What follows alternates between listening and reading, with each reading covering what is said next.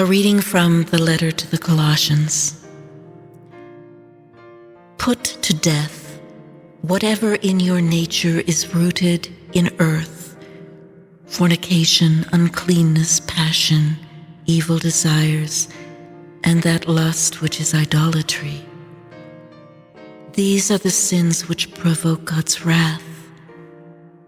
Your own conduct was once of this sort, when these sins were your very life.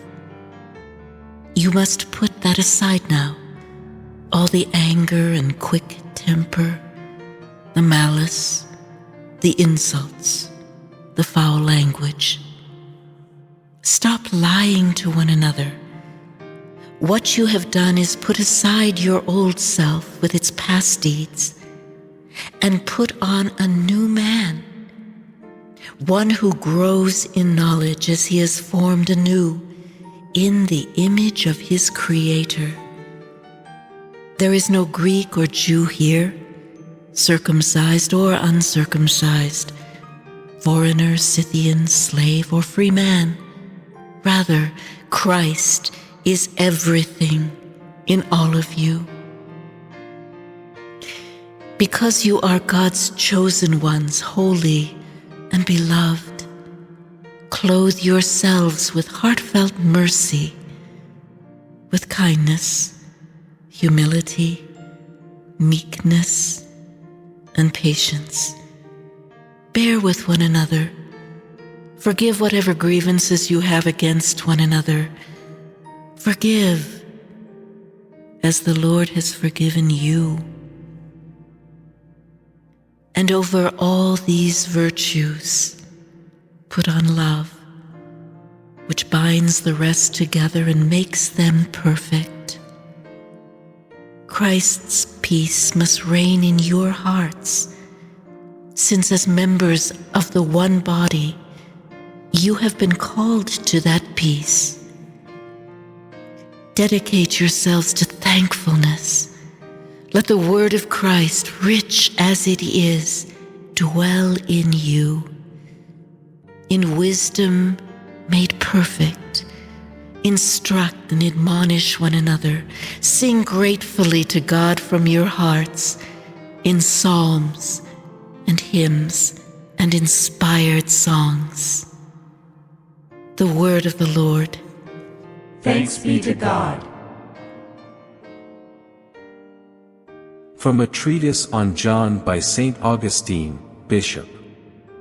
The Lord, the teacher of love, full of love, came in person with summary judgment on the world, as had been foretold of him, and showed that the law and the prophets are summed up in 2 commandments of love.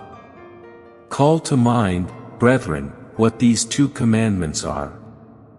They ought to be very familiar to you.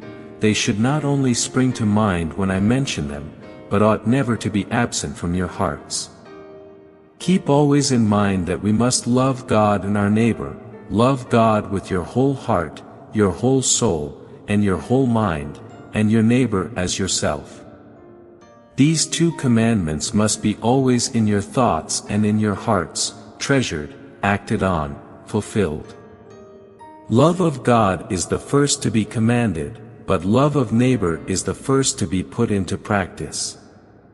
In giving 2 commandments of love, Christ would not commend to you first your neighbor and then God, but first God and then your neighbor. Since you do not yet see God, you merit the vision of God by loving your neighbor. By loving your neighbor you prepare your eye to see God. St. John says clearly, if you do not love your brother whom you see, how will you love God whom you do not see? Consider what is said to you, love God.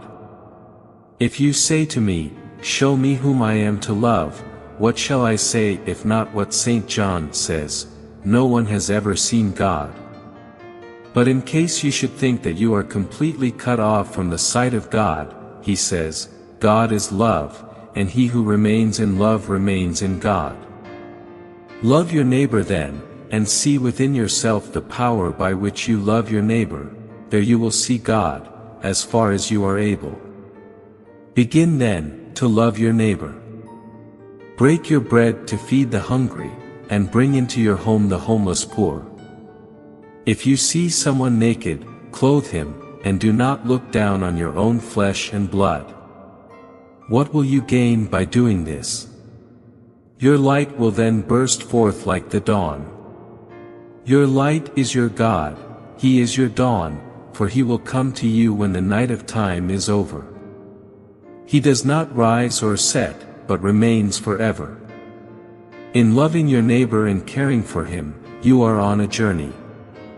Where are you traveling if not to the Lord God, to Him whom we should love with our whole heart, our whole soul, our whole mind? We have not yet reached His presence, but we have our neighbor at our side.